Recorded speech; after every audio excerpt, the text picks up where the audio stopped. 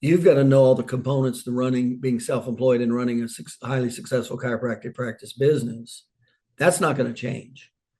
So you not only need to know those, period, but then you got to figure out what are my strengths and weaknesses relative to all those categories, and then evaluate that. And then again, when we look at the big picture, we look at personalities, we look at conviction, we look at confrontation, motivation, we look at space, labor, equipment, knowledge, skill. I already said motivation and HR and resources.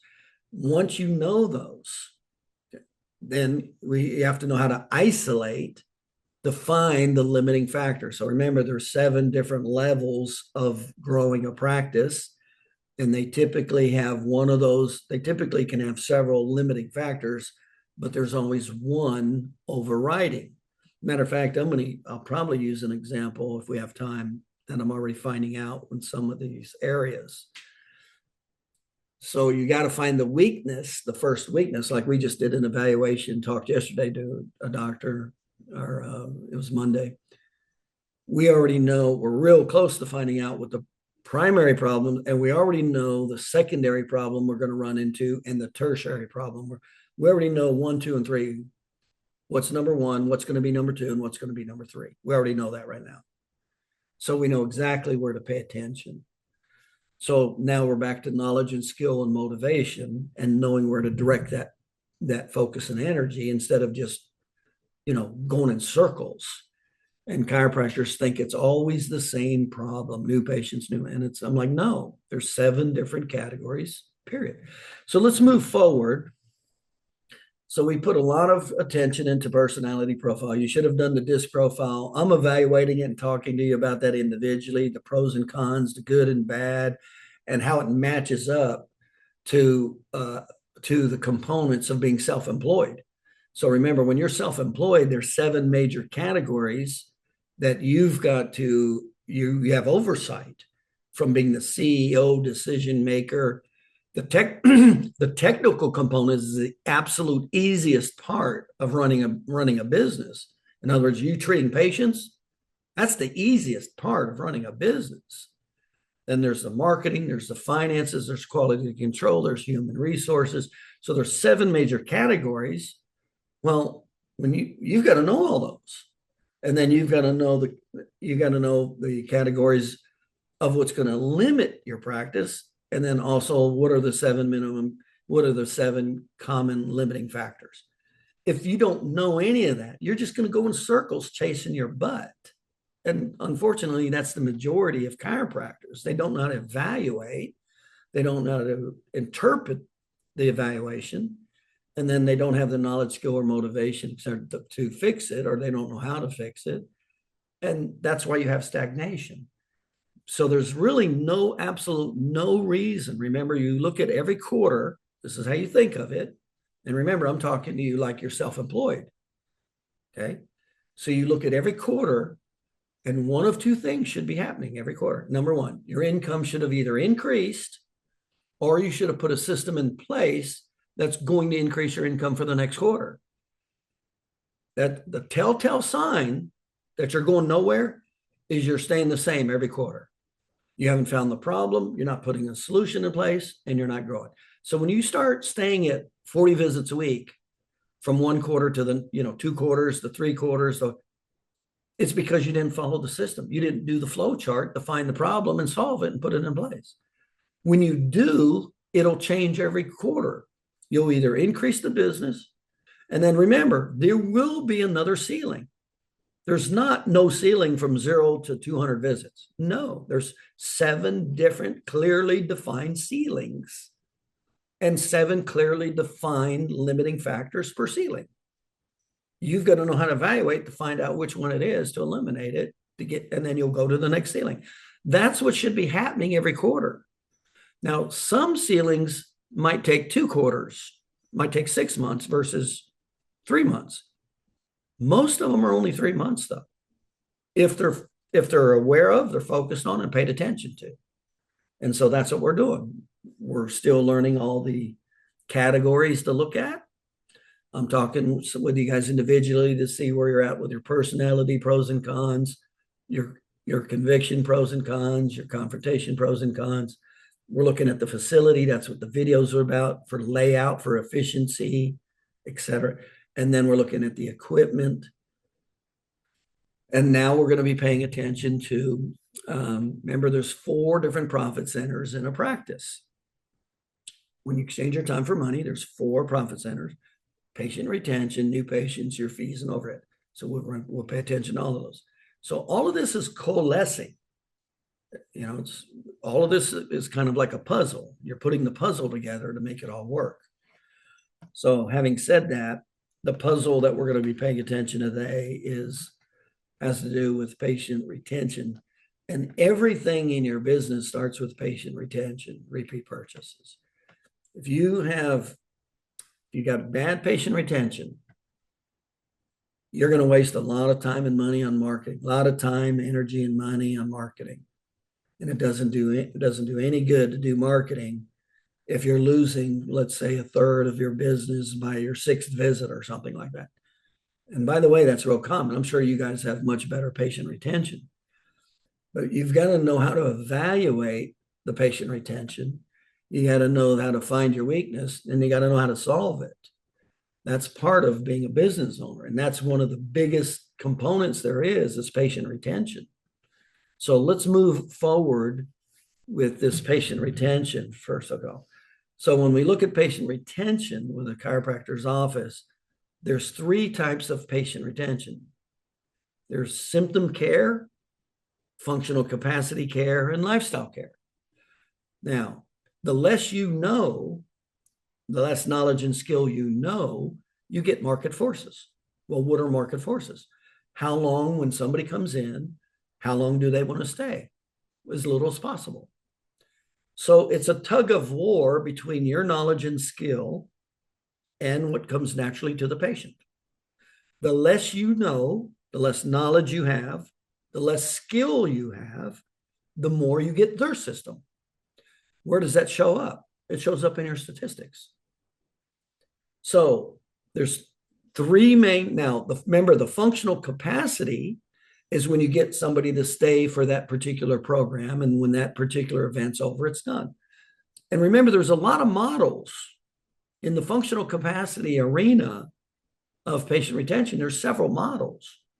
Now, I like the 3 phases of healing model just because all healthcare is based on it, or should be. It's easy for the patient to understand. It's patient-centric. It's like the easiest. There's no selling. I'm just educating the patient, and that's it. They get to choose. And it has natural motivators. It's got natural pleasure motivators. It's got natural pain-based motivators. All I got to do is give them the information, make it affordable, respect their time, and get out of the way. That's why I like. Now, there's the subluxation model. I found that that's a very, very few percentage of chiropractors that are totally zealots for the subluxation.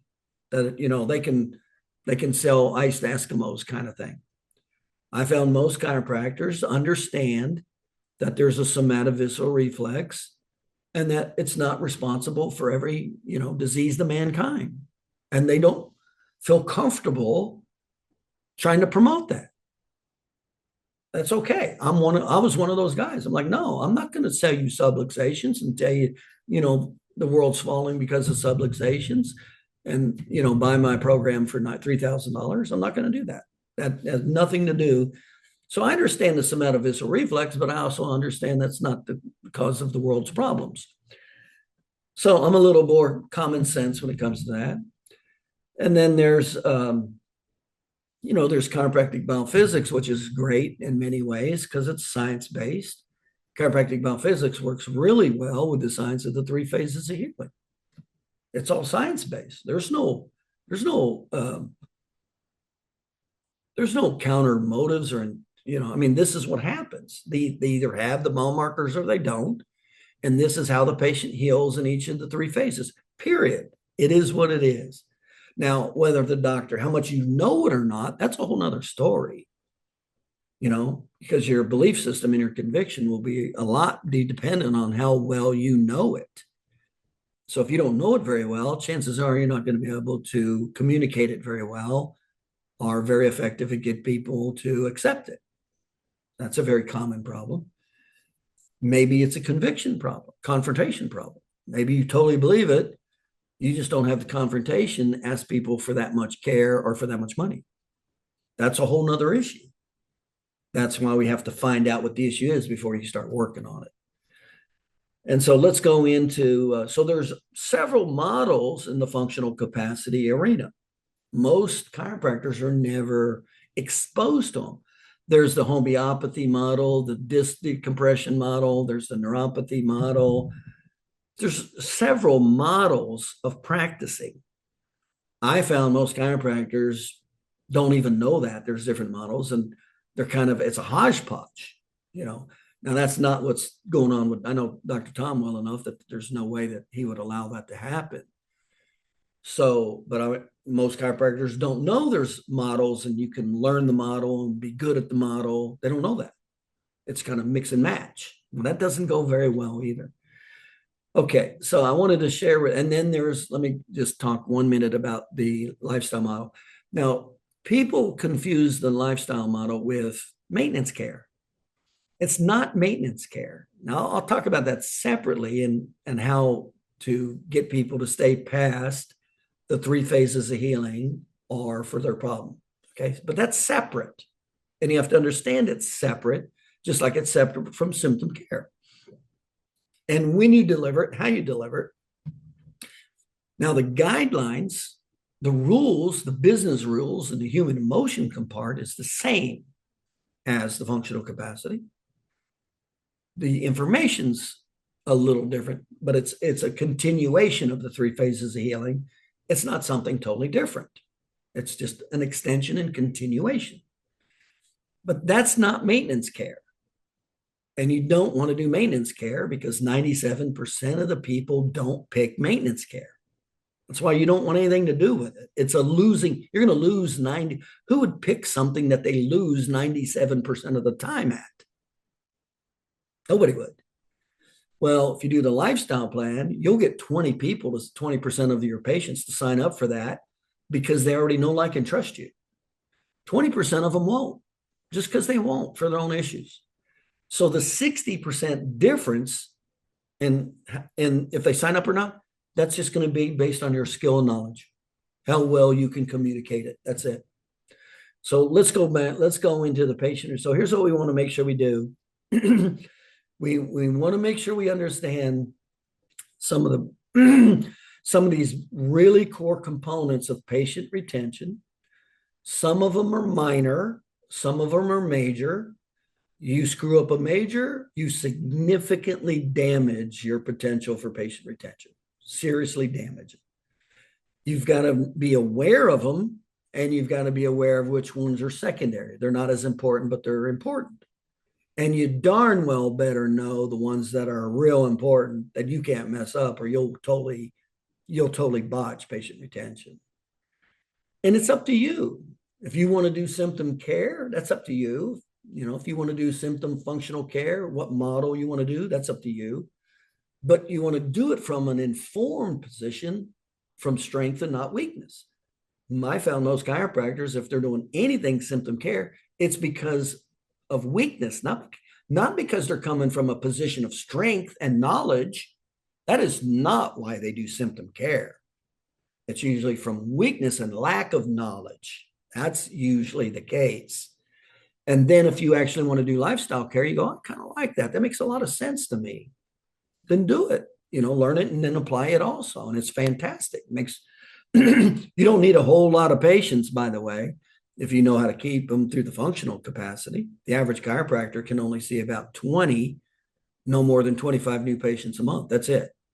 That's if you're not losing them left and right. And then if you got lifestyle care, you only need about 10 to 15 to maximize your exchange of time for money. So having said that, let's go into some of these major principles. So we talk about patient retention. It's one of the 4 major components, and it's the first major components of building a practice. Number 1, you do symptom care, you're going to need a ton of new patients. You're going to have to spend a lot of money, a lot of time and money. That's why it doesn't work very well. People don't have that kind of money to lose.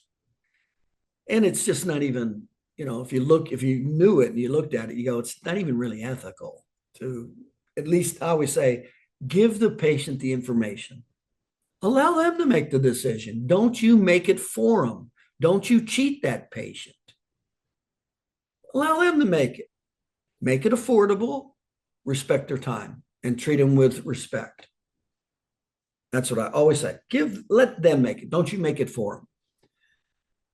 Because most of these patients will do the common sense thing and pick the care because it's common sense when you know it, especially when you make it affordable and you respect their time. It's like a no-brainer. It's like, yeah, why would I not do that and end up with a permanent problem to some degree the rest of my life? There's not many people that go, you know what, I'll take symptom care and a permanent problem the rest of my life. There's not many people that would do that when they actually understand the pros and cons and how it all works. And especially when you make it affordable and you respect their time, you don't just bog them down and take all day with them. So having said that, let's go into these categories. Now, remember, as a business owner, you got to be aware of this. And then we got to know how to evaluate. You got to know how to evaluate where you're at. So we'll go into the evaluation process. And now we'll start looking at statistics. Well, statistics tell the true story of where, whether you need to pay attention to that or not, whether you're strong, whether you're weak, are you medium, whatever, your statistics determine it. And then you've got to know how to interpret those statistics and then apply accordingly.